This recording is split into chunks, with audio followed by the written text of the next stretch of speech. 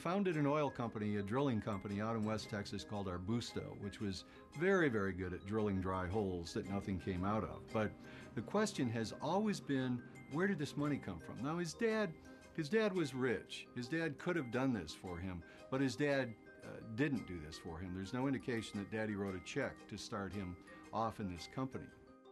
So where did George W. Bush get his money? I'm George Bush. One person who did invest in him was James R. Bath. Bush's good friend, James Bath, was hired by the bin Laden family to manage their money in Texas and invest in businesses. And James Bath himself, in turn, invested in George W. Bush. Bush ran Arbusto into the ground, as he did every other company he was involved in, until finally one of his companies was bought by Harken Energy, and they gave him a seat on their board. A lot of us have suspected through the years that there has been Saudi oil money involved in all of these companies. Harken, Spectrum 7, Arbusto Drilling, all of the Bush companies. Whenever they got into trouble, there were these angel investors who flowed money into the companies. So the question is, why would Saudis, who had all the oil in the world, go around the globe to invest in this lousy oil company? And the thing is, it had one big asset. Harken had one thing going for it, which is that George W. Bush was on its board of directors at a time when his father was president of the United States. When you're the president's son and you've got unlimited access combined with some credentials from a prior campaign, in Washington, D.C., people tend to respect that. I mean, access is power. And I can find my dad and talk to him any time of the day. Yes, it helps to be the president's son, especially when you're being investigated by the Securities and Exchange Commission. In 1990, when Mr. Bush was a director of Harken Energy, he received this memo from company lawyers warning directors not to sell stock if they had unfavorable information about the company. 1 week later, he sold $848,000 worth of Harken stock. 2 months later, Harken announced losses of more than $23 million. The James Baker law partner who helped Bush beat the rap from the SEC was a man by the name of Robert Jordan, who, when George W. became president, was appointed ambassador to Saudi Arabia. After the Harken debacle, the friends of Bush's dad got him a seat on another board of a company owned by the Carlyle Group. We wanted to look at which companies actually gained from September 11th. Turned up this company, Carlyle Group. The Carlyle Group is a multinational conglomerate that invests in heavily government-regulated industries like telecommunications, healthcare, and particularly defense. Both George W. Bush and George H.W. Bush worked for the Carlyle Group, the same company that counted the bin Laden family among its investors.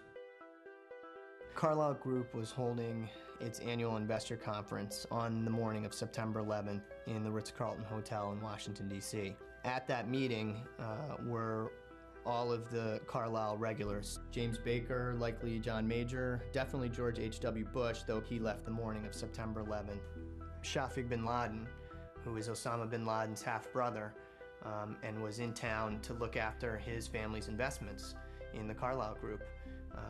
All of them together in one room watching as the planes hit the towers, and that in fact the bin Laden family was invested in one of their defense funds, which ironically meant that as the United States started increasing its defense spending, the bin Laden family stood to gain from those investments through the Carlyle Group. Our Commander-in-Chief, President George W. Bush. With all the weapons companies it owned, the Carlyle Group was, in essence, the 11th largest defense contractor in the United States. Thanks a lot.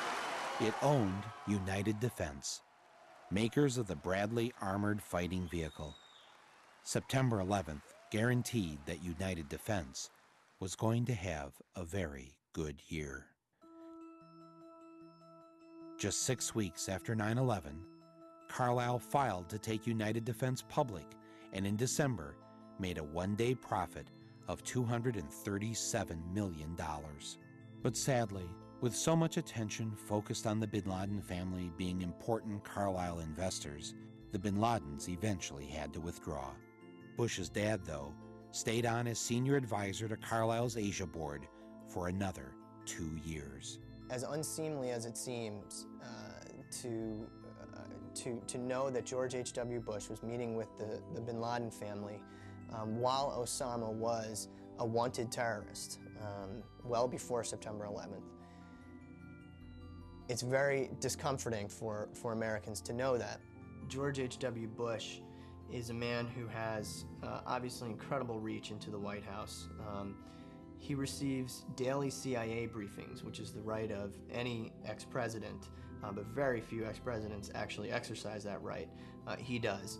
And I think in a very real way, they are benefiting from the confusion that arises when George H.W. Bush visits Saudi Arabia on behalf of Carlyle and meets with the royal family and meets with the bin Laden family. Is he representing the United States of America, or is he representing an investment firm in the United States of America, or is he representing both? This company is about money. It's not about conspiracies to run the world or engineer political maneuvering and things like that. It's about making money, and it's about making a lot of money, and they've done very well. I can get you on the record on this question. In the White House view, there's no ethical conflict in former President Bush and former Secretary of State Jim Baker using their contacts with world leaders to represent one of the most well-known military arms dealers, the Carlyle Group. The President has full faith that his family will conform with all proper ethics laws, and will act properly in their conduct. Okay, so let's say one group of people, like the American people, pay you $400,000 a year to be President of the United States.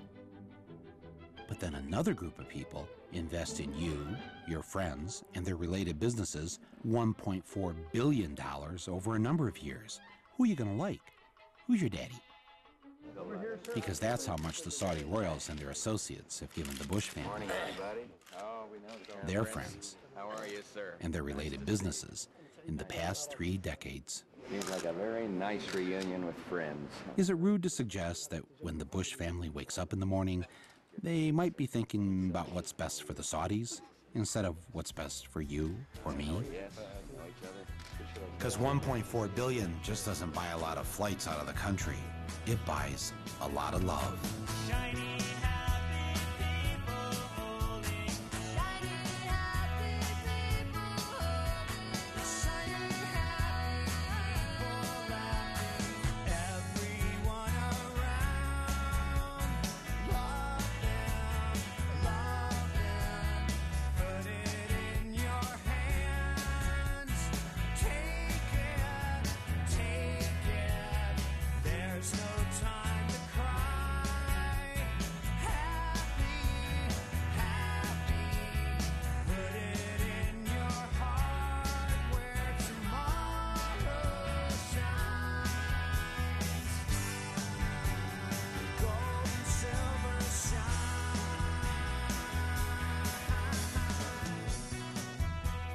Sooner or later, this special relationship with a regime that Amnesty International condemns as a widespread human rights violator would come back to haunt the Bushes.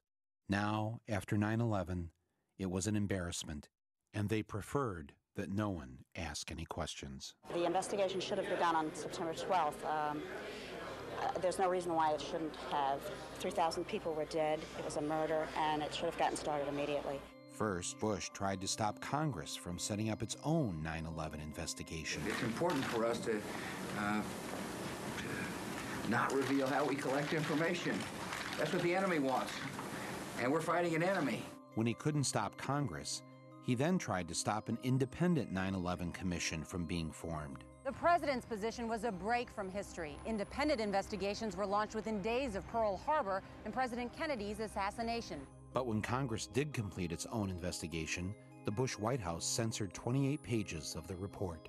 The president is being pressed by all sides to declassify the report. U.S. officials tell NBC News most of the secret sources involve Saudi Arabia. We have given extraordinary cooperation with Chairman Keene in Hamilton.